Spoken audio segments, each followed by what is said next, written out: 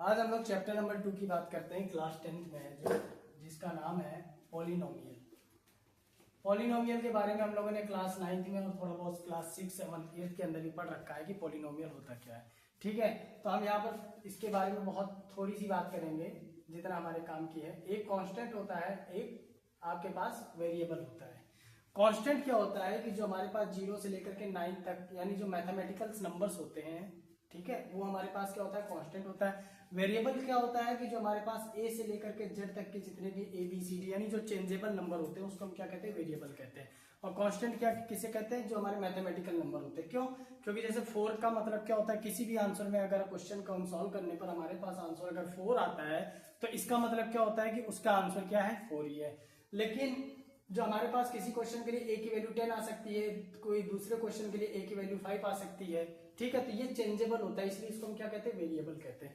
तो हमारे पॉलिनोमियल के अंदर क्या होता है कि एक अलजेब्रिक एक्सप्रेशन होता है जिसके अंदर हमारे पास वेरिएबल और कांस्टेंट होता है, और वेरिएबल की जो पावर होती है यानी जो वेरिएबल की जो हमारे पास पावर होती है वो हमारे पास होल नंबर होना चाहिए। होल नंबर मतलब कि जैसे हमारे पास लिखा है 2x² + 5 लिखा है, तो इसका मतलब ये क्या है, एक ये पॉलिनोमियल है, ठीक है। लेकिन अगर हमारे पास यही चीज ऐसे लिखा है 1/√x लिखा है, तो ये हमारे पास क्या है, ये पॉलिनोमियल नहीं है। क्यों? क्योंकि मान लीजिए √x है तो x⁴ 1/2 है, ऊपर जाएगी तो पावर क्या हो जाएगी, माइनस में हो जाएगी। जैसे किसी ने कहा x⁻² -2 + 3 है, ठीक है, तो ये पावर माइनस में आ गई है, ठीक है, यानी ये 1/x² में है, तो ये हमारा पॉलिनोमियल नहीं है। तो पॉलिनोमियल हमारा क्या होता है, जैसे सिंपल जैसे 3x² + 5 है, ठीक है, या 7x + 3 है, इस टाइप की जो चीजें हैं वो हमारी क्या होती है, पॉलिनोमियल होती है, ठीक है। अब इसके अंदर जो पावर होती है वो हमेशा क्या होनी चाहिए, होल नंबर होनी चाहिए।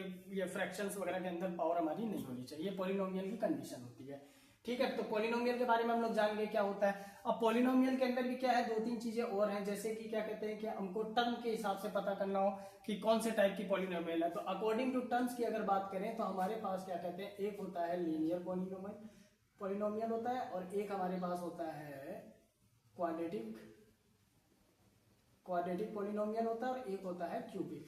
तो लीनियर क्या होता है, जैसे 3x + 5 दिया है, जैसे, ठीक है, ये हमारे पास क्या होता है, लीनियर। इसमें पावर कितनी है, 1 है हमारे पास। जो हमारे पास वेरिएबल टर्म है, वेरिएबल की पावर हमारे पास क्या है, 1 है, तो उसको हम क्या कहते हैं, लीनियर बोलते हैं। क्या बोलते हैं, लीनियर बोलते हैं।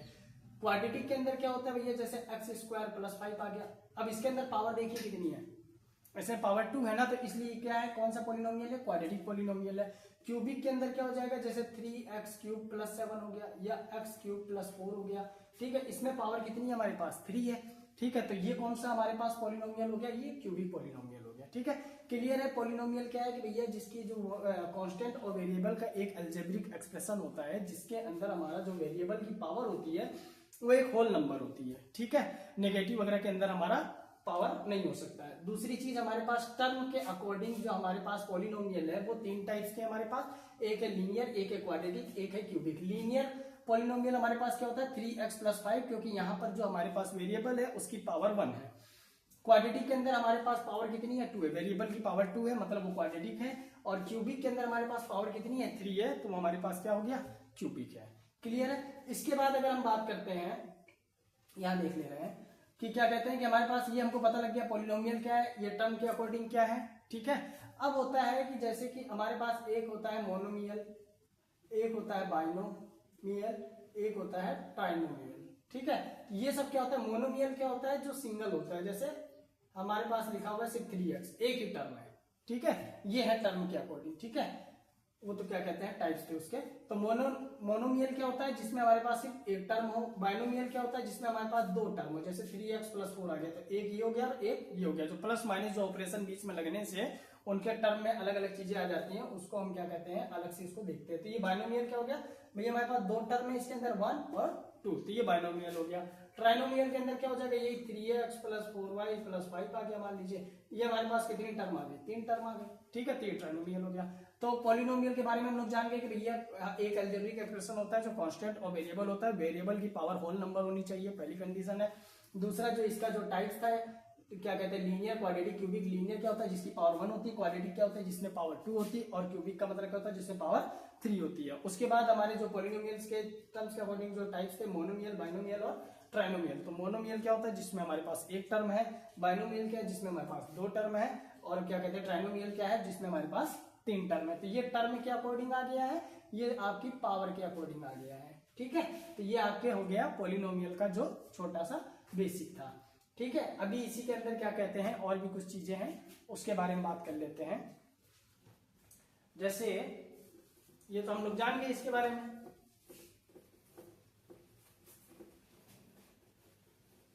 अब देखिए इसमें जो हमारे पास जो क्लास 10th के अंदर जो हमारी एक्सरसाइज है 2.1 और 2.2 उसके अकॉर्डिंग अगर कुछ बेसिक की बात करते हैं, अभी जो हमने बेसिक की बात करी वो तो क्लास 9 के लिए थी, 10th के लिए में अंदर उसके बहुत छोटा सा रोल है।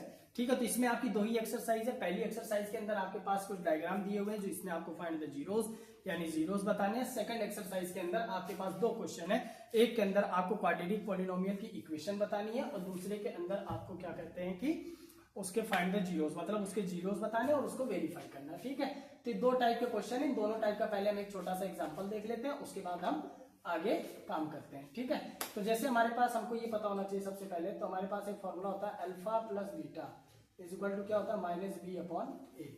देखिए अल्फा प्लस बीटा क्या है, सम ऑफ जीरोस है। अल्फा प्लस बीटा क्या है, सम ऑफ जीरोस है। और अल्फा डॉट बीटा हमारे पास होता है सी अपॉन ए। ठीक है, तो ये अल्फा प्लस बीटा हमारे पास सम ऑफ जीरोस है, अल्फा डॉट बीटा हमारे पास प्रोडक्ट ऑफ जीरोस है, जिसका फॉर्मूला हमने लिखा है माइनस बी अपॉन ए, इसके अंदर लिखा है सी अपॉन ए। अब बी अपॉन ए सी अपॉन ए कहां से आता है, इसके लिए इसका एक स्टैंडर्ड फॉर्मूला है जिसका नाम है a x square plus b x plus c. ठीक है, ये हमारे पास एक क्वाड्रेटिक इक्वेशन का स्टैंडर्ड फॉर्मूला है। ठीक है, या इक्वेशन है। A x square plus b x plus c हमारे पास ही दिया हुआ, इक्वल टू 0 लगा लीजिए चाहे रहने दीजिए। तो a x square plus b x plus c, तो इसके अंदर हमको सबसे पहले पता होना चाहिए कि भैया जो एक्स स्क्वायर के साथ जो लगा हुआ है वो हमारे पास क्या है, ए है। जो एक्स के साथ लगा हुआ है वो हमारे पास क्या है, बी है। और जो हमारे पास मैथ्स का नंबर होगा वो हमारे पास क्या होगा भाई, सी होगा। ठीक है, यानी हमको ये पता लग गया कि अगर हमारे पास कोई भी इस टाइप की इक्वेशन दी हुई है a x square plus b x plus c, एक हमारे पास क्वाड्रेटिक पॉलिनोमियल की इक्वेशन है, तो अगर एक्स स्क्वायर के साथ जो भी चिपका हुआ है यानी एक्स स्क्वायर का कोफिशिएंट क्या है यहाँ पर ए है, यानी एक्स स्क्वायर किससे मल्टीप्लाई हो रहा है, तो ए से मल्टीप्लाई हो रहा है, तो हमारे पास वो क्या है, एक्स स्क्वायर का जो हमारे पास कोफिशिएंट है वो ए है, एक्स के पास जो हमारा कोफिशिएंट है वो बी है, और सी हमारे पास कोफिशिएंट क्या है, मैथ का नंबर होगा जो भी कांस्टेंट अभी आपको बताया था, जो 0 से लेकर 9 तक नंबर्स होते हैं जितने, वो हमारे किस में आते हैं, कांस्टेंट में आते हैं। तो a x square plus b x plus c हमारे पास आ गया। इसी में से जो हमने लिखा है अल्फा प्लस बीटा, अगर मुझे सम ऑफ जीरोस चाहिए तो मैं फॉर्मूला लगाऊंगा माइनस बी अपॉन ए, तो बी यहाँ है और ए यहाँ है, इनकी वैल्यू पुट कर देंगे। और अल्फा डॉट बीटा जो हमारे पास क्या कहते हैं, सी अपॉन ए है, तो सी की वैल्यू ये रही, ए की वैल्यू ये रही, इसको हम पुट कर देंगे। जैसे कि एग्जांपल देखते हैं इसका कोई भी। ठीक है, ये सूखा नहीं है। देखिए एक क्वेश्चन है, जैसे हमारे पास 3x square minus 4x plus 5, ये हमारे पास एक इक्वेशन दे दिया। अब इसको हमको कह रहा है कि भैया आप इसको सम ऑफ जीरोस बताइए, इसका प्रोडक्ट ऑफ जीरोस बताइए। तो सम ऑफ जीरोस के लिए हमने क्या लिखा है, alpha plus beta is equal to minus B upon a. ठीक है, तो माइनस बी अपॉन ए का मतलब हो गया माइनस का माइनस लग गया है। इसमें से ए बी सी की वैल्यू लिख लीजिए पहले आप, ए इज इक्वल टू 3 है, B is equal to minus 4 है, सी इज इक्वल टू 5 है। आपको बताया ना एक्स स्क्वायर के साथ जो होगा वो ए होगा, एक्स के साथ जो होगा वो बी होगा, और कांस्टेंट यानी जो मैथ का नंबर होगा वो क्या होगा, सी होगा। क्लियर है, तो हमारे पास इक्वेशन है 3x square minus 4x plus 5, तो इसके अंदर हमको पता लग गया कि x स्क्वायर के साथ जो था वो a आ गया, ये b हो गया और ये c हो गया। हमने तीनों की वैल्यू पुट कर दी है, इसके बाद फॉर्मूले के अंदर वैल्यू पुट करनी है। ठीक है, तो अल्फा प्लस बीटा यानी सम ऑफ जीरोस इक्वल टू है माइनस बी अपॉन है, तो माइनस का माइनस लगा दिया, b की जगह हमारे पास क्या वैल्यू दी हुई है, माइनस का 4 है, तो माइनस का 4 लिख दिया अपॉन ए हमारे पास है 3, तो ये माइनस और माइनस क्या हो जाएगा, प्लस हो जाएगा, तो प्लस का 4 अपॉन 3 हमारे पास क्या आ गया भाई, अल्फा प्लस बीटा आ गया। अब अल्फा डॉट बीटा यानी हम अगर इसके प्रोडक्ट ऑफ जीरोस की बात करते हैं तो हमारे पास क्या आता है, सी अपॉन ए। तो सी हमारे पास कितना गिवन है भाई, 5 गिवन है, और ए हमारे पास कितना गिवन है, 3 गिवन है, तो 5 अपॉन 3 इसकी वैल्यू आ गई। क्लियर है, यहाँ तक कोई दिक्कत है वो तो कमेंट करिएगा। ठीक है, फिर से बता दे रहा हूं कि alpha plus beta is equal to होता है माइनस बी अपॉन है, अल्फा डॉट बीटा हमारे पास होता है सी अपॉन है। अल्फा प्लस बीटा जो हमारा होता है उसको कहते हैं हम सम ऑफ जीरोस। जीरोस के बारे में आपने क्लास 9 के अंदर पढ़ रखा होगा। ठीक है, जिस पर भी x की वैल्यू क्या हो जाती है, जीरो हो जाती है, वही उसके क्या होते हैं, जीरोस होते हैं, तो प्रोडक्ट ऑफ जीरोस, ये सम ऑफ जीरोस, इसलिए हमने इसमें सम किया, ये प्रोडक्ट ऑफ जीरोस, ये हमने क्या किया, इसका प्रोडक्ट किया है। ठीक है, इसका फॉर्मूला हमारे पास सीधा सीधा माइनस बी अपॉन है, और अल्फा डॉट बीटा सीधा होता है हमारे पास सी अपॉन ए। अब मान लीजिए क्वेश्चन आपका कुछ इस तरीके से कहता है, ये सब अभी एग्जांपल है, एक्सरसाइज हम लोग करेंगे। ठीक है, ये सिर्फ आपको समझाने के लिए बेसिक क्लासेस चैप्टर सेकेंड की। अब इसके अंदर मान लीजिए किसी ने कह दिया कि भैया अब आपको जो सम गिवन है वो आपके पास मान लीजिए -4 गिवन है, ठीक है, और जो इसका प्रोडक्ट है वो आपके पास 3 है, मान लीजिए इस सब चीजें प्लस में है। अब ये आपसे कहता है कि भैया आपको इसकी क्वाड्रेटिक पॉलिनोमियल की इक्वेशन बतानी है कि क्या होगी। ये क्वेश्चन हमसे क्या पूछ रहा था, ये क्वेश्चन हमसे कह रहा था कि भैया फाइंड सम एंड प्रोडक्ट, ये हमसे सम और प्रोडक्ट पूछ रहा था, ठीक है। अब ये हमको क्या कह रहा है, ये हमको सम और प्रोडक्ट हमको दे दिया, इसने गिवन में हमारे पास सम और प्रोडक्ट। हमको क्या बतानी, इक्वेशन बतानी है। पहले क्या था, एक इक्वेशन गिवन थी और हमको सम और प्रोडक्ट बताना था, तो हमने -b/a से निकाल लिया। अब हमारे पास क्या है कि भैया सम और प्रोडक्ट हमको गिवन है, हमको इक्वेशन बतानी है। तो इक्वेशन के लिए हमारे पास एक छोटा सा फॉर्मूला होता है, या इसका पैटर्न है x² minus alpha plus beta x plus alpha beta, यानी x² minus sum of zeros into x plus product of zeros, ठीक है। जहां भी मैं प्लस लगा रहा हूँ वो सम ऑफ जीरोस है, जहां मैं डॉट या इनटू या कुछ नहीं लगा रहा हूँ, सिंपल सा 2 वर्ड लिखा हुआ है अल्फा और बीटा, वो आपका क्या है, प्रोडक्ट है, ठीक है। तो ये हमारे पास आ गया। अब हमको क्या करना है, सीधा वैल्यू पुट कर देंगे, x² minus alpha plus beta, यानी यही तो है ना अल्फा प्लस बीटा, जो सम है हमारे पास, सम को तो कहते हैं ना भाई, अल्फा प्लस बीटा प्लस करना हमको। तो अल्फा प्लस बीटा हमारे पास कितना दिया भाई, 4 दिया हुआ है, तो 4 लिख दिया, प्लस लगा दिया, अल्फा डॉट बीटा, यानी प्रोडक्ट की बात कर रहा है। अल्फा डॉट बीटा का मतलब क्या है, प्रोडक्ट की बात कर रहा है। प्रोडक्ट हमारे पास कितना है, इसके अंदर 3 है, तो यहाँ पर हमारे पास क्या आ जाएगा, 3 आ जाएगा। तो हमारे पास इक्वेशन आ जाएगी x² माइनस 4x प्लस 3। मान लीजिए 4 हमारे पास अगर माइनस का गिवन होता तो ये माइनस और माइनस मिल करके यहाँ पर क्या हो जाते, प्लस हो जाते। अगर यहाँ मान लीजिए माइनस का 3 होता तो हमारे पास ये प्लस माइनस मिल करके क्या हो जाता, माइनस का 3 हो जाता। क्लियर है, ये हमारे इसके क्वेश्चन हो गए, ठीक है। क्वेश्चन क्या हो गए, दोनों टाइप के क्वेश्चन है हमारे पास 1.2.2 के अंदर, वो सारे क्वेश्चन हो गए।